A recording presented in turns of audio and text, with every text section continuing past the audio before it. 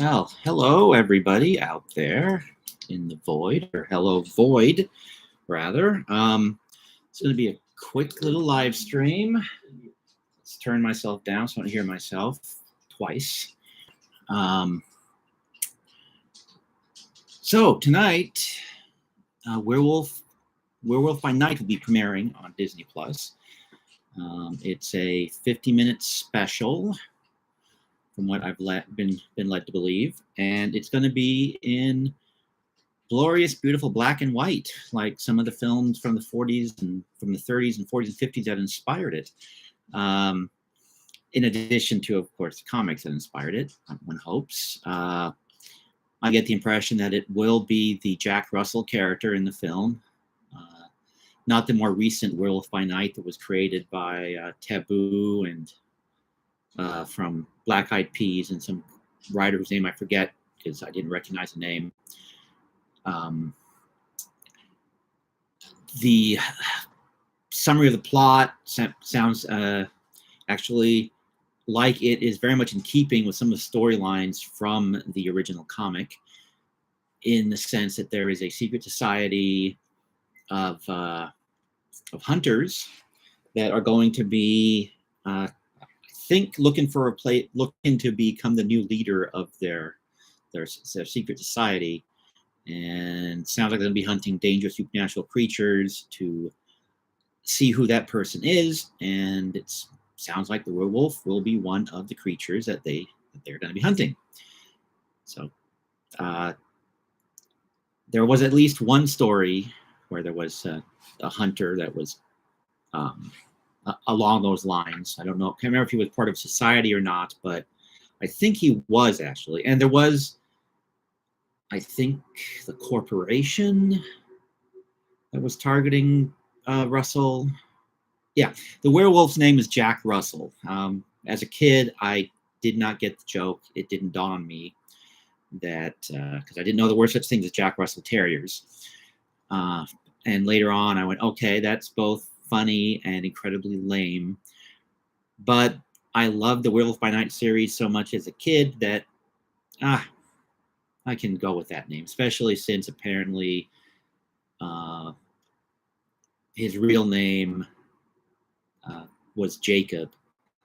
So it's Jacob Russell, and Russell was later also revealed to be an Americanization of Russoff, because to facilitate a crossover with the Tomb of Dracula series, they gave him a background that tied his family back to Transylvania. Again, it's been years since I've read them, but I do recall liking the crossover, even if it kind of sort of fell flat at the very end, as I recall. I read all the Werewolf by Night comics from the 70s a few years ago, again, when Marvel was doing these absolutely wonderful phone book collections of their series from the 60s and 70s and 80s. I think perhaps even the X-Men ones ended up right at the cusp of the 90s before they scuttled this line of just absolutely great low-cost collections of these series. They printed them in black and white, and I'm a big fan of black and white. Black and white comics, I love them. These reprints, we get to see this sometimes absolutely gorgeous line art without the sort of secondary or secondary in the sense that not very good newsprint coloring, even though the colorists were talented, but the printing was not that great. Here you can actually see the art in all of its glory, and you can see some really great Tom Sutton did two of my just favorite issues of the series, just incredibly creepy. The werewolf is in the sewers fighting just twisted, mutated homeless people that have been recruited by the villain of this two-part story. Anyhow, the background for the werewolf, I should mention that. Jack Russell's family is cursed. In fact, the curse is that on the 18th on the person's 18th birthday, they transform into the werewolf for the first time, and that happens to Jack. He tries to hide it for a number of issues. He is constantly looking for a cure, and yeah, I'm still working on the lighting situation. I'll conquer it at some point, I'm sure.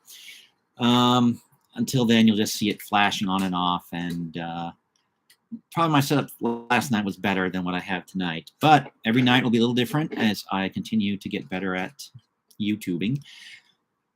Anyhow, Jack Russell on his 18th birthday transformed into the werewolf for the first time. As I recall, because again, it's been years. When did I read these last? I will be reading these again. But last I read them when these phone books came out. And of course, I can't find the indicia. Oh, there's the indicia, and my tired old eyes can't see there. It's so tiny. I want to say it's at least 10 years ago. But he, I believe, injured his good friend or maimed him. Or maybe that's later on. But he has a screenwriter friend and a poet friend named Buck who helps hide his secret. And later on, as Jack's sister's birthday approaches later in the series, and there's the threat that she may transform into a werewolf, it becomes important, even more important, that a cure is found. So that's something that is on and off again, the theme of the series, him trying to find a cure. In the 70s, there were 50 main appearances of Werewolf by Night. There were 3 issues in Marvel Spotlight where they tried out the character. Roy Thomas wrote the first issues. The very first issue, in fact, I think it was another one of these where he was inspired by some story from the golden age of comics. In fact, it's been years, but in fact, it was titled Werewolf by Night, I believe, and it was published by Atlas Comics in one of their anthology titles back in the early 50s, possibly all the way back in the late 40s. But using that as a jump-off point, the Werewolf by Night that we know and love, one of them that I love at least, was created. Roy Thomas, as I said, did the first issue. I believe his wife or girlfriend was also involved in the original writing. Mike Plug did a gorgeous job illustrating those first 3 trial stories in Spotlight, and then the first few issues of the series. Werewolf by Night actually got 3 issues. Werewolf by Night #1, and then there was Werewolf Giant-Sized Werewolf by Night. I think there were 4, maybe 5 issues of that. There was a crossover with Tomb of Dracula, and then there was either a Marvel 2-in-1 or Marvel Team-Up issue. Yes, Marvel Team-Up. And he either met Spider-Man or the Torch. He met. Okay, could not recall which one of them it was. Human Torch, rather. So, and so total of about 50 issues, and it broke very nicely into this phone book format that Marvel had. 25 stories in the first book. Oh yeah, and the cover on the first book is a cropping, a Spotlight, a pull-out of the cover of the first issue of Spotlight that featured the werewolf. Oh no, I take that back. It was actually the first issue of the ongoing series. The first issue of Spotlight was a Neil Adams cover, which I suspect probably echoes the original cover from the 40s, because that sort of looks like it would be something like that. So the first 25 or so stories were in the first book, and then there was a second Essential Marvel phone book, where we had the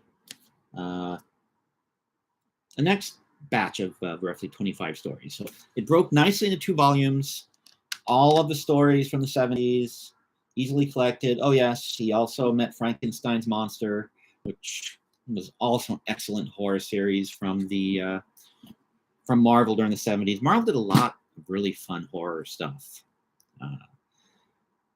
back during the 70s and 80s, and they tried to revive it a little bit during the 90s.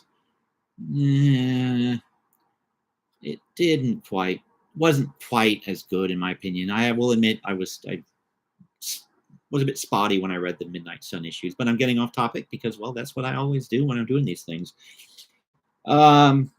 But over the course of the 50 issues, like I said, the Werewolf by Night met Spider-Man. So Jack Russell met Spider-Man. He met Morbius. Morbius, the living vampire. There was a Marvel movie about him. I think it came out. I think it also sank like a rock. I missed it, but it's out there. It's probably on Disney Plus. Maybe if I like this film as much as I'm anticipating liking it, I would probably have to go check out that. Oh wait, there's probably some back cover copy that can remind me. Yeah, Frankensteins Monster, Mobius. Couple of characters I think that first appeared in the original Spider-Woman series, because it started out, well,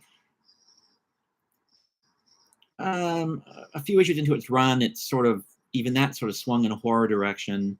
That's why the subtitle was "To Know Her Is to Fear Her." So some of those characters, villains, I believe, also showed up in the Werewolf by Night series. But yeah, Frankenstein's Monster, Dracula, and Moon Knight. Moon Knight actually first appeared in Werewolf by Night. And he was basically trying to hunt down the werewolf. He was a villain when he first appeared. And actually quite different, just in execution and sort of tone, than he was even when he showed up in his own series a little bit later. Doug Mensch wrote pretty much everything with the werewolf except some of the giant-sized issues during the second half of the run, which was where we get the couple of issues where Moon Knight shows up. So Doug Mensch was the creator of Moon Knight, and he was also the writer later in the series.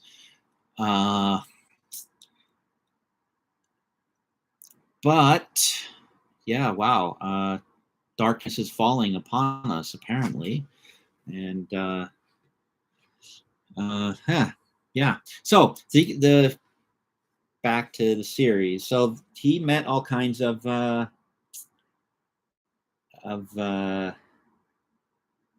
Marvel monster characters and some of the more oddball superheroes. I think there was also, in one of the giant-sized issues, I think he also scrapped or teamed up with Tigra. Don't quite recall at the moment, but I think that was the case.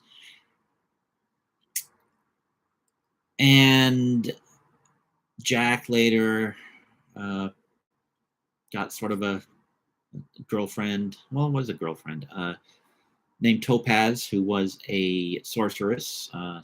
Started out as a villainess, or her father was the main villain, but she was with the father initially, and then later became a friend of Jack. I don't know whether she's in this whether it's Topaz is the female character or not in this show. I get the impression that it's not, but I don't know that for a fact. But the villains, as I said, they sound like they are similar to a character that appeared in an issue of Werewolf by Night, and maybe with a little bit of the corporation thrown in.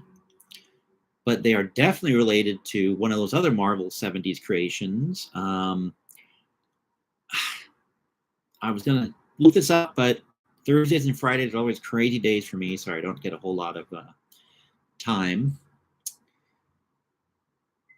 But there was a character, I believe the character was even named Bloodstone, because he had embedded in his chest a magic gem, and he had been around since the Stone Age, or maybe even before. He was like a caveman, and he had been living for many, many centuries, and he was also some form of hunter. I never really, I saw the covers. I think I read a single issue of him guest starring in some other comic, or maybe it was in one of the monster magazines. So I'm not terribly familiar with Bloodstone, but this secret society, if I got what press material I saw, if I understood it correctly, secret society is that Castle Bloodstone, or they're the Bloodstone Society or something. So there's a tie in there as well. So there's a whole lot of little touches and sort of references to this era of Marvel where they were doing monsters and oddball kind of superheroes and just kind of doing stuff that I don't know that they do anymore. I mean, they tried it briefly, as I said, during the early 90s. I got a few issues of Ghost Rider. I think Werewolf by Night, the only place that he showed up was in the late 80s in Marvel Comics Presents, I want to say. Can't remember if it was a one-shot story or a series, but I do seem to recall him showing up there. But I don't recall seeing him in any of the few Midnight Suns issues I picked up, or Blade, or any one of those others. I could be forgetting. But as far as I'm aware, this is the first time that Jack Russell has gotten any real spotlight in decades. It'll be in about 10 minutes. The show should be live on Disney Plus, and I'm going to be hopping over there and checking it out. And I was in half a mind to just keep the feed running while I watch it. But since I'm just talking to myself anyway, I don't think I'm going to do that, because that way I will be able to, take notes and such without having to worry about keeping an eye on the screen over here, because I will be reviewing it. If it is a black and white film, like I have the impression it is, that review will show up on Shades of Grey. I will be posting links to it on one of these 31 Nights of Halloween posts. If I like the film, there will probably be commentary tomorrow night when I do tomorrow night's 31 Nights of Halloween episode. If I don't like it, the commentary will be a little less, because I will stick to my habit of not wasting my time or your time or breath on stuff that isn't very good or isn't good. If there's something good about it, I will talk about it and say you should see it for these reasons. But if the bad outweighs the good, I will just pretend that it doesn't exist, unless it is so bad that it is fun because it's so bad. I mean, there is kind of a line there where it crosses over, it good, yeah, unwatchably bad, so bad that it is just fun to watch it because it's such a horrible train wreck, so unintentionally funny. I'm hoping that this special is up here, because I loved Jack back in the day and his adventures, and I'm hoping I'm going to love them now. And yeah, I'm going to have to be rereading these, especially as I said, my favorite. Actually, it's my favorite Tom Sutton art as well. He did a couple of issues.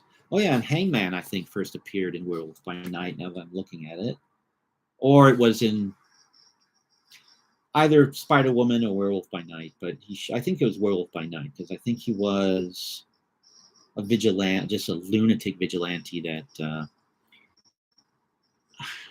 rescued women and then kidnapped them and locked them up to keep them safe and pure. And I believe the werewolf ended up taking him out and inadvertently,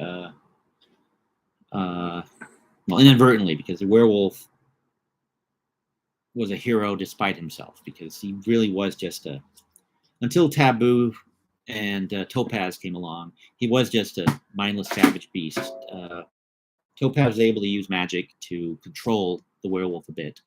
So he was a little more in a heroic mode once she became a regular character in the series. So we'll see whether it's Topaz or some other character that is in the show. And so yeah, it's 5 minutes till showtime. So I'm going to wrap this up so I can go make myself popcorn and make sure that I remember my password for Disney Plus. And then I will be watching Werewolf by Night. I hope you will be too. And if you do watch it and you do have an opinion, you can leave a comment on this video. You can find me on Facebook and leave a comment there. You can wait for the review to show up at Shades of Grey. You can look at it, this post tomorrow and see. Or whenever you find this in the future, because I'll still be around and I love to hear people's opinions, especially if it's a good show. On that note, I am going to push the button number 1, push the button number 2, and we are done.